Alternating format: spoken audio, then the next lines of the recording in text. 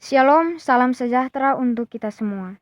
Kami dari kelompok 5 akan mempresentasikan hasil kerja kelompok kami tentang manajemen koperasi. Manajemen koperasi di sini yang kami ambil dari kantor CU Kasih Sejahtera Keva Manano. Sebelum masuk ke materi, saya akan memperkenalkan anggota kelompok kami. Yang pertama, Monica Gelio, NPM 12190029. Yang kedua, Laurinda B. Usboko, NPM 12190010. Yang ketiga, Ermina Aseran, NPM 12190028. Yang keempat, Olganisia Hanahak, NPM 12190001.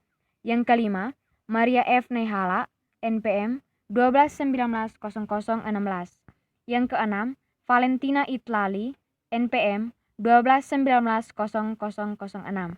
Yang ketujuh, Maria DB Saku, NPM 12190022. Yang pertama, manajemen koperasi. Manajemen koperasi merupakan kebutuhan mutlak bagi setiap organisasi.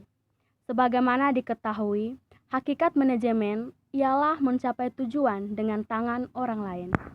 Pencapaian tujuan dengan tangan orang lain itu dilakukan oleh manajemen dengan melaksanakan fungsi-fungsi manajemen, yaitu fungsi perencanaan, fungsi pengorganisasian, fungsi pelaksanaan, dan fungsi pengawasan.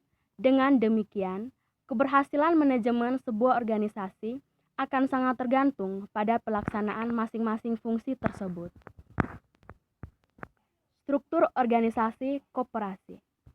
Struktur organisasi koperasi sebenarnya tidak hanya mencakup segi interkoperasi saja, tetapi meliputi segi ekstern juga. Segi interkoperasi merupakan struktur organisasi yang meliputi unsur-unsur kelengkapan yang ada dalam organisasi tersebut. Segi ekster koperasi merupakan struktur organisasi yang memiliki hubungan dan kedudukan koperasi terhadap koperasi lainnya. Aspek-aspek manajemen koperasi. Dalam garis besarnya, aspek-aspek yang terdapat pada setiap koperasi dibedakan atas dasar 1. Manajemen operasi, 2. Manajemen keuangan, dan 3. Manajemen pemasaran. Konsep manajemen koperasi CU Kasih Sejahtera. Konsep umum dari manajemen koperasi ini adalah konsep pemberdayaan yang bergerak di bidang keuangan, dan tujuan dari terbentuknya konsep ini adalah untuk mengangkat harkat dan martabat manusia dan keterpurukan ekonomi. Berikut perangkat dalam CU Kasih Sejahtera. Yang pertama, manajer KP Keva. Yang kedua, kepala bagian keuangan. Yang ketiga, kepala bagian kredit. Yang keempat, staf kredit. Yang kelima, staf kasir. Yang keenam, staf pelaksanaan dan admin. Yang kedelapan, staf survei dan penagihan 1, 2, dan 3. Yang kesembilan, staf pen dan pemberdayaan. Yang kesepuluh, security 1 dan 2. Yang ke-11, OB. Cara manajer mengatur manajemen koperasi CU Kasih Sejahtera. Dalam mengatur suatu manajemen, maka manajer harus memiliki, yang pertama, memiliki hubungan yang baik dengan para staf. Yang kedua, dalam mengatur suatu manajemen, maka manajer harus memperhatikan fungsi dari manajemen, yaitu perencanaan, pengorganisasian, pelaksanaan, dan pengawasan. 3. Manajer juga harus memastikan kinerja dan mengawasi perkembangan mereka dalam mencapai tujuan dari perusahaan tersebut. Yang keempat, memberikan apresiasi terhadap pencapaian staf atau karyawan. Yang kelima, mengambil tanggung jawab atas kesalahan karyawan. Yang keenam, memperlakukan karyawan dengan setara. Masalah yang terjadi apabila dalam manajemen koperasi tidak berjalan dengan baik. Keberhasilan atau kesuksesan suatu perusahaan seringkali dipengaruhi oleh kepiawaian para manajernya. Seorang manajer yang handal akan sanggup meracik sendiri ramuan dari berbagai sumber daya yang dimilikinya secara tepat, sehingga organisasi yang dipimpinnya bisa sukses. Dan jika fungsi manajemen itu tidak berjalan dengan baik, yang terjadi adalah tujuan perusahaan tidak akan bisa dicapai dan akan ada banyak perusahaan yang berakhir kacau. Berikut kami lampirkan beberapa gambar dan video terkait manajemen koperasi yang berada di CU Kasih Sejahtera Keva Manado. Sekian dan terima kasih. Untuk proses itu dimasuk daripada proses operasi. Itu dia bisa berjalan, memang semua yang ditargetkan atau direncanakan itu bisa tidak terrealisasi, tidak selamanya harus. Misalkan target buat ini bisa saja selesai atau bisa saja tidak, sehingga itu sering terjadi untuk kita. Tetapi misalkan target bulan ini pencapaiannya seperti apa, itu akan dilihat kembali di bulan berikutnya prosesnya, sehingga itu dievaluasi, kemudian melihat persoalan utamanya di mana sampai tidak selesai. Kemudian setelah dievaluasi, kita sama-sama dulu mencari solusi. Kalau misalkan bulan kemarin kekurangan kita di mana, bulan ini kita harus seperti apa untuk bisa selesai program. Biasanya dibuat dalam bentuk evaluasi. Kami programkan ada rapat mingguan, ada briefing tadi, ada rapat mingguan, ada juga rapat.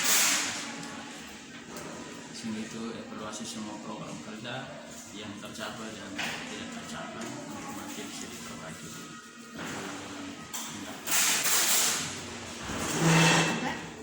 Pak, ini pertanyaan terakhir ya. Terlepas dari semua itu, kan koperasi atau yang biasa disebut dengan CU itu juga memacu nuansa yang disebut satu untuk semua dan semua untuk satu. Nah, itu peribahasa ya untuk semuanya. Seperti apa? Kalau di kita itu slogannya, Anda susah saya bantu, saya susah saya bantu. Itu tidak bisa terbalik. Kadang orang bilang saya susah Anda bantu, Anda susah saya bantu. Tetapi Anda susah kita bantu orang, Anda susah saya bantu, saya susah Anda bantu. Nah, sistem kerja di CU ini, kenapa Anda susah saya bantu? Karena CU ini tidak bisa berdiri tanpa anggota. Jadi CU ini berdiri karena kumpulan orang-orang, bukan kumpulan orang-orang. Jadi kumpulan orang-orang yang mengumpulkan uangnya untuk nanti saling membantu. Sistemnya begini, kita ada 7 orang yang mengumpulkan uang masing-masing 1 juta.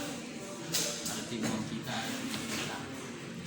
Maka kalau misalkan teman yang satu membutuhkan uang 3 juta, berarti 2 juta yang lainnya itu dari mana?